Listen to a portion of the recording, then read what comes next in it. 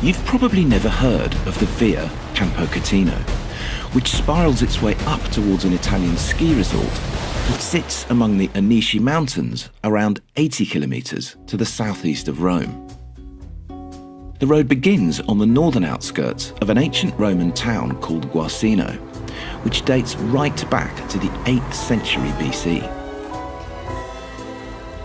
Outside of the ski season, it's pretty much deserted in this part of Italy, and at its peak, the road culminates in a dead end that's almost 2,000 metres above sea level. Between the months of May and November, in fact, you could describe the Via Campocatino as the original road to nowhere. But even though you've never heard of it, and even though it does end up in the middle of nowhere during the summer months, the Via Campocatino really is one of those roads that you need to find and then drive. And this is why.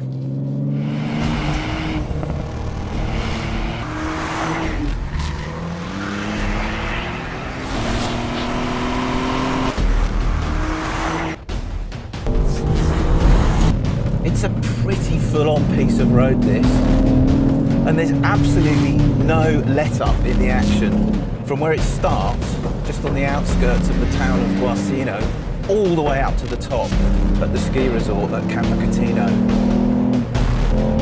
And because it's so seriously twisty and intense the whole way up or down, by far the best kind of car to tackle it in is one that's nice and small, really agile and properly quick. A car that is in fact just like the new Fiesta ST.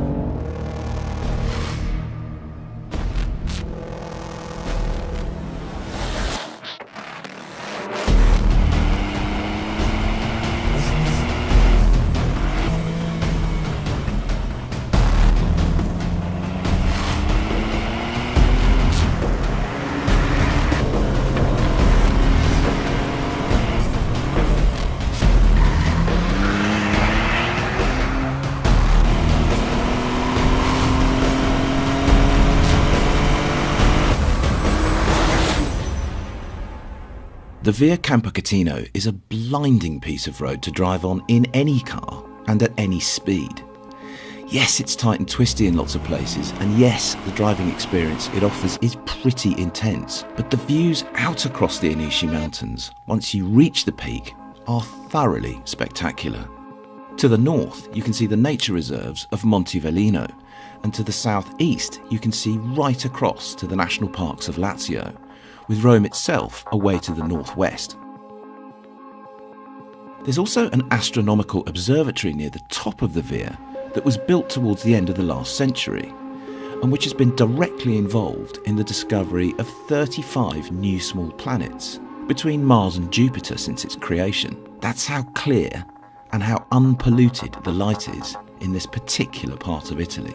Better still perhaps, there are some great restaurants right at the top of the Via that serve good, authentic Italian food at incredibly reasonable prices for most of the year round.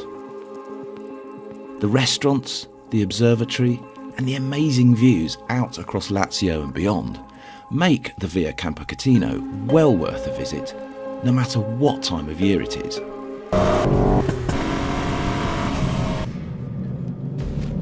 But if you're a rev head, it's the road itself that is the main draw, because it really is an absolute peach to drive.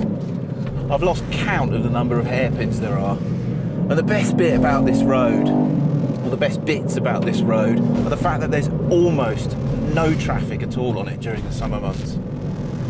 And it just has this lovely sense of rhythm to it. The corners flow towards you with a relentless sense of speed, yes.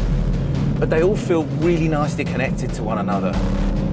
And it's just so nice to drive. Properly intense, properly exciting piece of road. To be honest, I reckon this is just about the perfect road on which to drive a hot hatch like the new ST. It's that good, trust me. So that is the Via Campocatino. Not perhaps the most well-known mountain road in Italy, true, but in a car like the Fiesta ST, definitely one of the most entertaining to drive, and also just a very beautiful part of the world to visit, full stop. So thank you, Italy. We will be back sometime. There is absolutely no doubt about that.